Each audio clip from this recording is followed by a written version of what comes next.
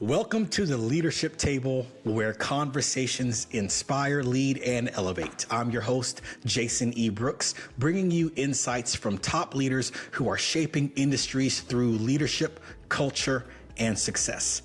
Today, we're honored to have Sam Oches, the editor-in-chief at Nation's Restaurant News and Restaurant Hospitality, join us to discuss the power of storytelling in hospitality leadership.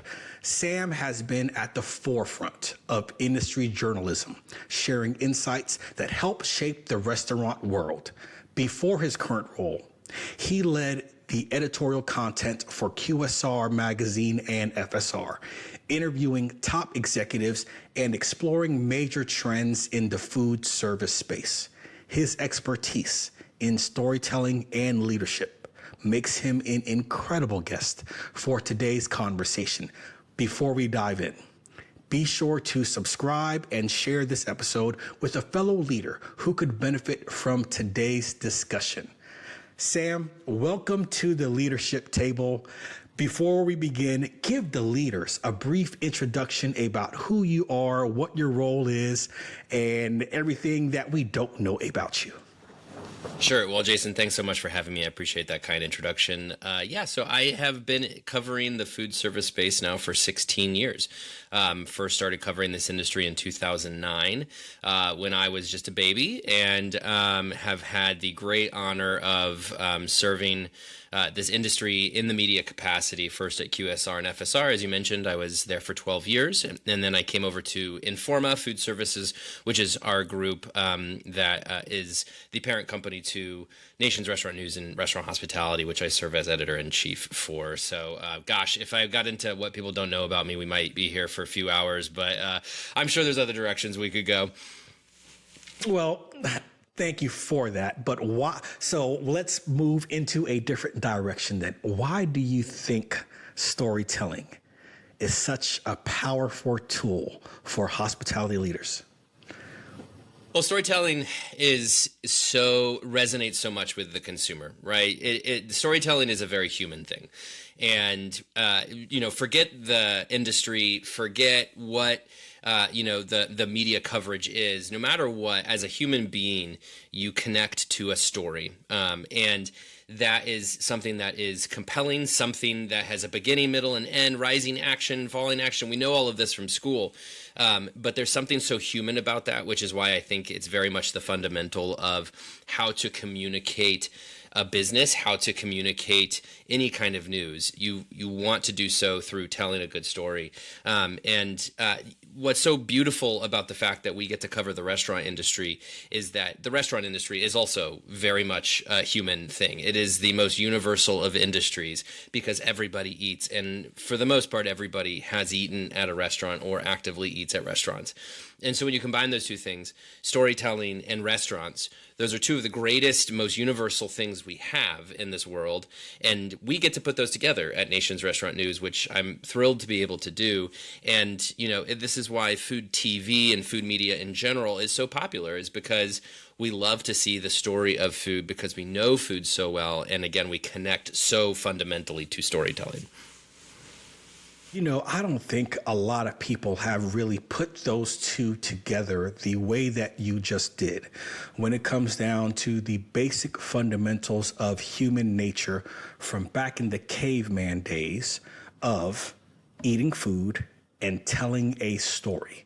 At some point at that gathering, there was some story being told about the day.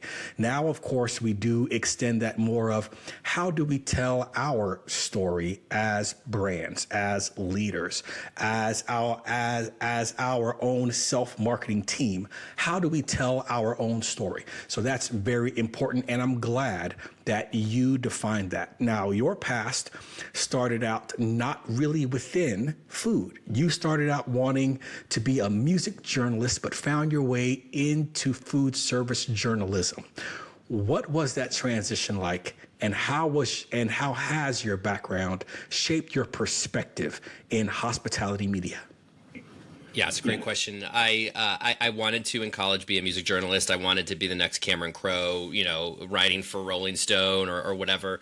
And I was in college in the mid aughts, and at that time, social media, blogging was really reshaping what journalism in general was like, but in particular music journalism. And so when I was in my little bubble of college and I could cover bands that came through, and I am a musician and I was playing in bands, and I could sort of live this pipe dream of I'm going to make a life out of music and art and writing about it. When I graduated and the world was made very big to me, and I realized I'm just such a teeny tiny drop in a bucket when it comes to music journalists, because there's a lot of people out there who they were blogging, and they were very aggressive in getting out there and kind of being the face of music journalism, and I just didn't think I really had that in me. And so just through just a good luck, I stumbled into the associate editor role at QSR, and I discovered that I could transfer that passion for music journalism to a passion for food business journalism, because obviously, again, there is the component of food that is art. And that's what I've always loved, that, in writing about music, I was writing about my passion for an art.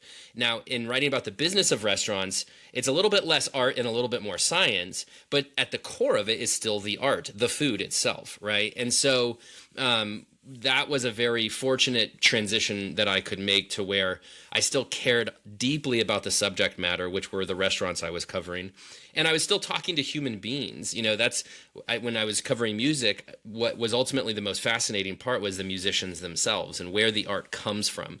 And in the restaurant space, you have the same thing. You have, where is this brand? Where is this food coming from? That's people behind it, whether that's a chef, the founder, the CEO, whoever that is behind the restaurant company, their vision for it is manifest in the menu. And so the human element was always so compelling. So anyway, that's kind of how I got into restaurant journalism. And again, I think because I loved the industry so much, I connected so deeply to the humans who were running this industry, I was able to, it felt very much like a transition that, needed to happen. It was very much a transition that was easy to make. And I still am a musician. I can still listen to music all the time, and I do, and I write about music in my restaurant writing when I can. But for the most part, this is an industry that I feel very honored to be able to cover in the way that I do. You mentioned something there about that transition, and within our industry, as you know, we have to go through that transition constantly. Think about someone that was brought up in the burger world and they became a leader, and then they had to transition into rolling some burritos. Yes, it's still food, but you have to figure out, how do I lead my team, coach my team, manage my team into this world? And then from rolling some burritos into casual plus, from casual plus to fine dining, from fine dining into catering, from catering into marketing, from marketing into IT.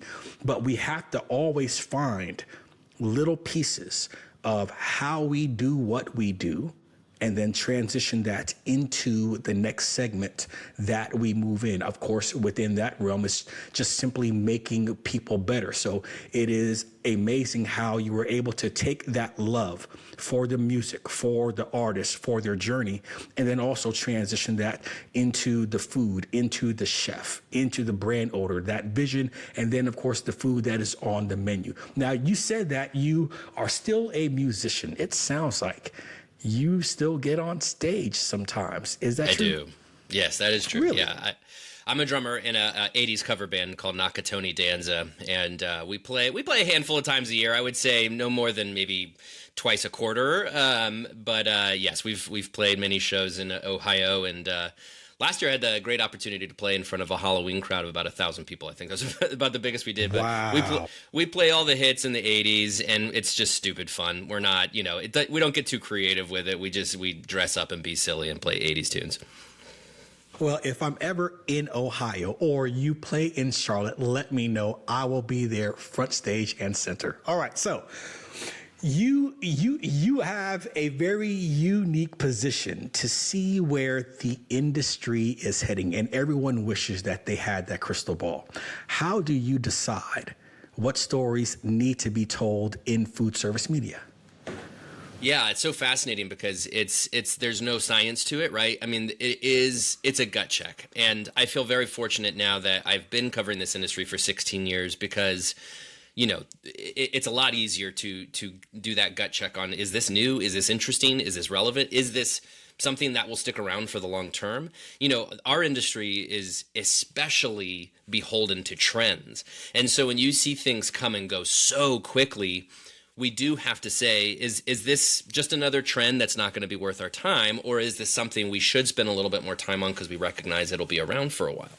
And so, it sounds like cheating, but it is the easiest way to say it is, when something comes across my desk and I'm determining whether or not it should be covered, it's checking the gut and saying, have I seen this before? Is this new? Is this going to affect a large amount of the industry?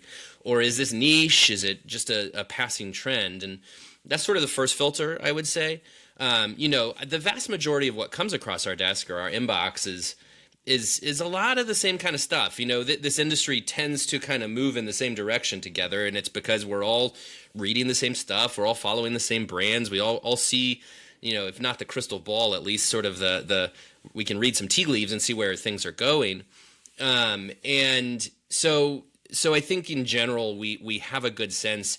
If I get 3 emails in a day about a certain tech that different brands are using, I can be like, oh, well, clearly if these 3 brands are moving this direction, they're not going to be the only ones. There's probably a whole movement of brands that are using that tech. So that's the easiest way to do it. But, it's conversations, right? I host my podcast, Takeaway, and that's my foot in the content door. I do a lot of video, and podcasting is my primary content anymore because I just don't write as much. But the ability to talk to 2 or 3 people at least every week in depth, because it's like I'm doing these podcast conversations, is a great way to learn not only about what drives people, what drives leaders, and what's distinct about them and unique about them, but we're digging into their strategies at their business. And through that, I'm able to really collect a lot of ideas on, where are CEOs' heads at today? Where are founders' heads at today? If I talk to a CMO, where's the state of marketing? And I can usually connect the dots because, again, in general, people are all kind of zigging and zagging together. Now, if somebody is really zagging where others are zigging, that also stands out because it's like, whoa, well, now that's really different. I'm very intrigued by that because that sounds wildly outside the box. And sometimes those wild outside the box things 3 or 4 years later become very much the box. So it's, a lot of just kind of gut checking in the stuff that comes across my desk in my inbox and figuring out, does this feel like it's part of the general movement of the industry as we march into the future? I love that because you are correct. There are times that thing that seems like it's outside the box tends to pique one's interest, if not many people's interest. And as you said, years later, that ends up being inside the box versus outside. Now, you've had a ton of interviews, not to call you 80 or 90, not to call you old, but you have had countless industry leaders. Either you've sat across the table from them or across the screen. What are some standout leadership traits, because this is the leadership table, that separate the best from the rest? You got to start with empathy. I mean, that is a very human ideal in general, and I think something we could all learn a lot from is being empathetic. But especially for CEOs and leaders of companies, in organizations, especially that when you take a look at some of these companies where they have, in some instances, hundreds of thousands of employees, and it's just these massive systems, and so many of those employees, the biggest chunk of those employees are working in kitchens and working on the front line for your guest and interacting with your guest every day. And that that need for empathy is so there because you're also dealing with every walk of life. I mean, again, going back to the restaurant industry being so universal, not only from the consumer standpoint, but also from your workforce standpoint. You have every demographic working in the restaurant industry. You have, low income folks in the industry. You have retirees looking or working in the industry. You have that college student looking to pick up, a second job to pay off student loans working in this industry. You have the single mom who's trying to just fight through so she can go pick up her kids. I mean, all of these different types of human beings working in restaurants that if you are just a CEO sitting in your corner office, off in la la land, and you cannot relate to those people who are driving your company, you're not going to last very long in this industry. As somebody with empathy, and you can understand, I need to support the working mothers in my restaurants. I need to support, students and help them potentially even with their student loans and, giving some flexibility around scheduling because everybody's got lives, or maybe I need to pay better because I recognize, the need to get quality labor in my kitchens or whatever that is. It starts with empathy because, again, I've worked with some people. I'll tell some people this, and I don't name names, but I've interacted with some CEOs who, as I've explained it to people, I'm like, they live on another planet. You talk to them, and some people have been doing this long enough that when you engage with them, you're like, this isn't even a human conversation. You've just been so rich and so powerful for so long, you don't even know how to speak to human beings. And if you are like that, well, how on earth could you deal with the host at one of your restaurants or, even a general manager? You've got to be on the same planet as your team. So for me, that's empathy. And the beautiful thing about this industry is it is hospitality. And I actually just wrote about this in my March editor's letter, which is I did an internship in college covering the architecture industry. And this is not to throw shade at that industry, but when I was talking to architects, and in some instances, I'm sitting inside the buildings that these architects designed, they tended to look down their nose at me. Now, I was like a pipsqueak. I was 21 years old, and I probably hadn't earned their respect necessarily. But I still felt like architects kind of had this, like, I'm better than you. And I've very rarely gotten that from restaurant executives. In general, in the hospitality industry, in an industry where so many of these leaders started as cashiers and worked their way up, I think I generally do see that empathy because of, just the nature of the business. But for anybody who's coming from outside the industry into restaurants, or anybody who's starting out and looking to climb a ladder, that's the best leadership quality I think you can take with you, which is be empathetic to the teams that you serve, and remember that we're all human beings, and we're serving all human beings in this industry. So whenever I'm particularly impressed with certain CEOs, it's always, man, they're treating me with a lot of respect and kindness and compassion. They're very empathetic to me when I'm just the guy in the media. But they're kind to me because they're in the hospitality industry, and that's not lost on them. Listeners, if you took anything away from that, be empathetic and keep your feet on the same planet as everyone else. Don't be on Mars too long. Bring it back home. But it is the hospitality industry, and we do restore people. We do restore their emotions, their feelings, their food. I always tell people the first connection that everyone on this planet has right now is always associated with food. Even when you think about it, everyone that's on this planet right now, when they were born, someone placed you on the chest of your mother. Someone that loved you, knew you were good. And you were like, whether you remember this or don't, most don't, but this is a person that loves me. And the very first discomfort every person on this planet had was because they were hungry. And the person that loved you cured that discomfort with food. And every single time you felt that discomfort, she fed you. And now we share that same emotion with friends, families, coworkers. So whenever we do get that guest complaint that seems like it's coming out of left field, whenever we do read it online, remember, it's a feeling that is real. It is really connected, and all of us must give it its full attention. Now, before, you did mention about your podcast, Takeaway with Sam Oches. Now, you interview restaurant leaders, but you also just launched Signature, a CEO series with Sam Oches. What's been the most surprising or insightful takeaway from a guest that's been on your show, or what made you shift and have the addition of the CEO series? Yeah, I'm so glad you saw that, Jason. We're really proud to have launched that this week. And in fact, a good segue from our last topic to this one is my first guest for Signature is Kirk Tanner, who's the CEO at Wendy's. And that is a great example of somebody who Wendy's has over 7,000 restaurants globally. They did over $14 billion in sales in 2024. They are, by all means, a gigantic corporation.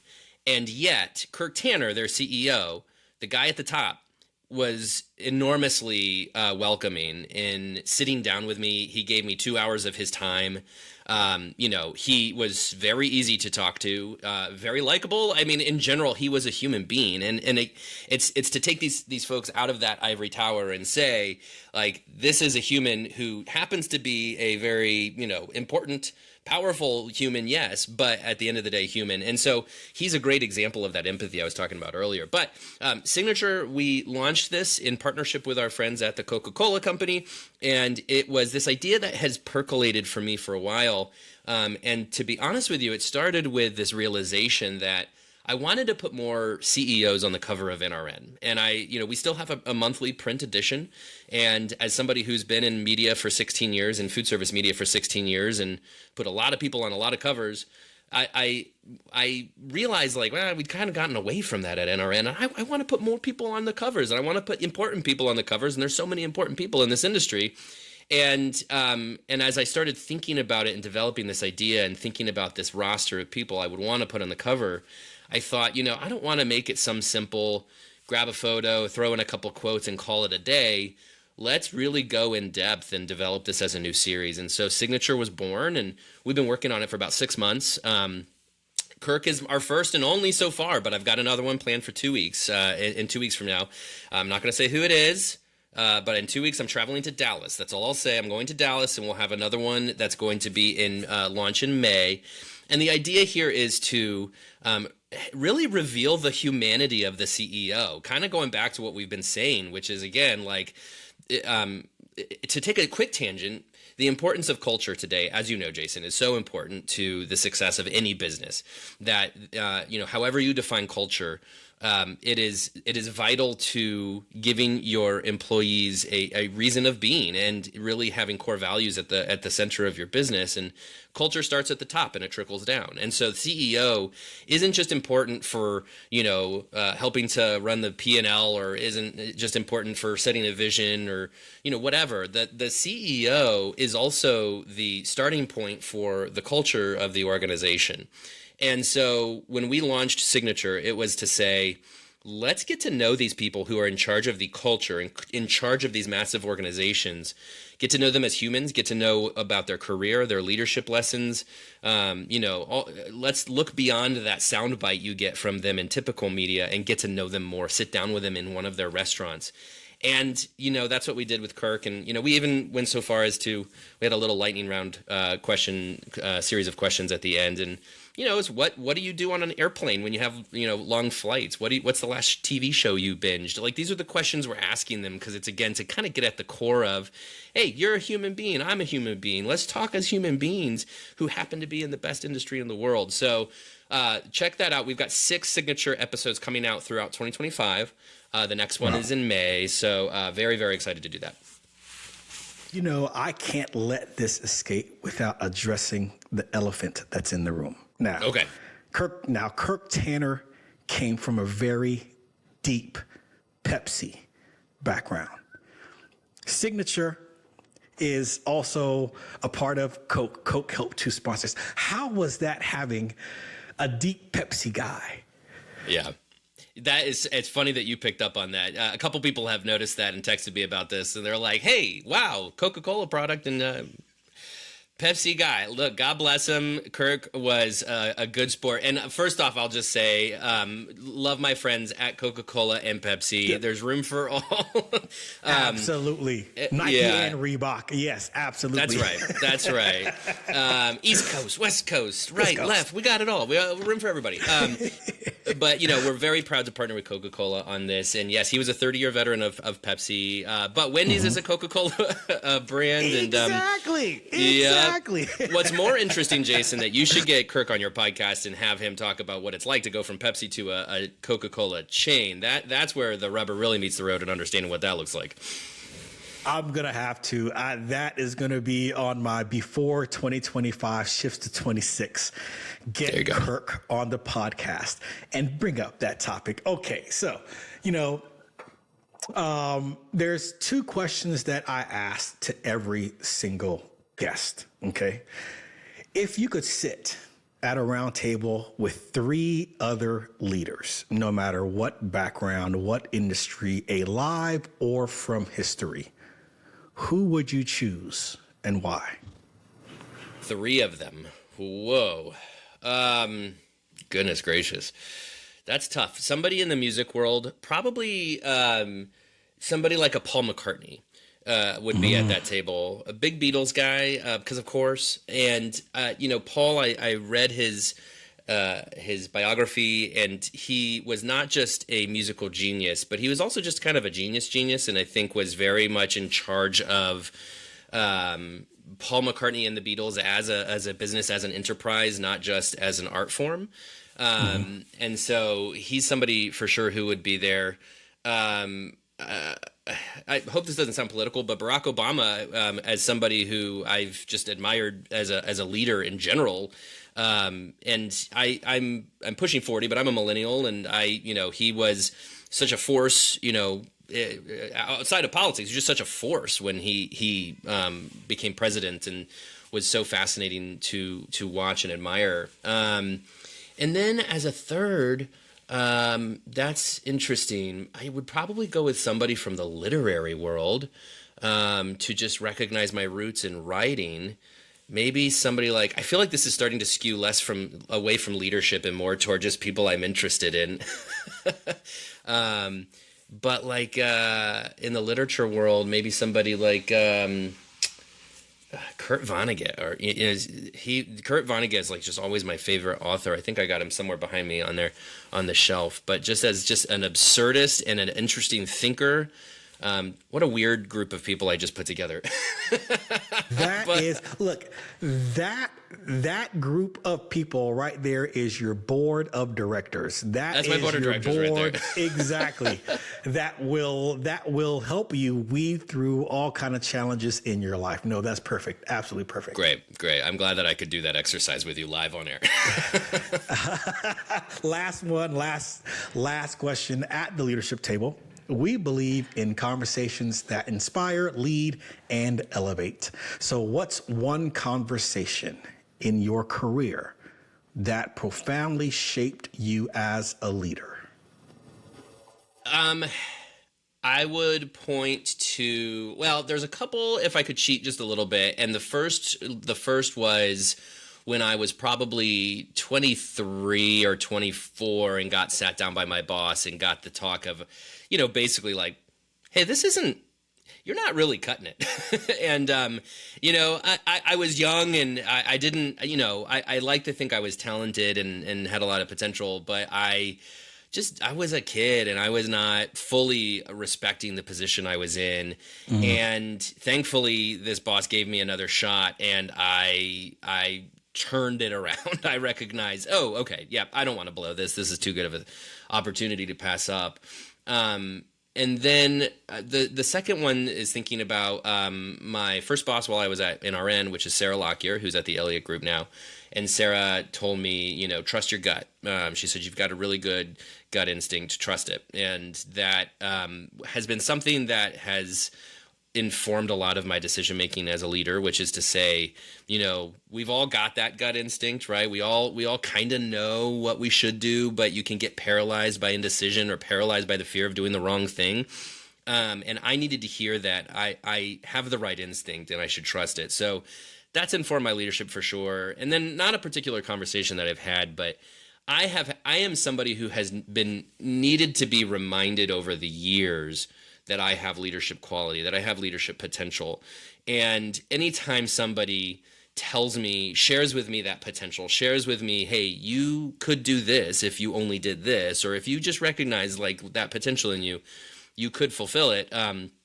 That's always been really important. And I think the thing for me to take away from that is, how can we provide that for other people behind us who are coming behind us, because I'm motivated when people show me what kind of leader I can be. So I need to be the kind of person who shows others what kind of leader they can be, just because we need to hear that sometimes. I absolutely love that. And you are right. It's very hard to read the outside of the jar when you're the one inside.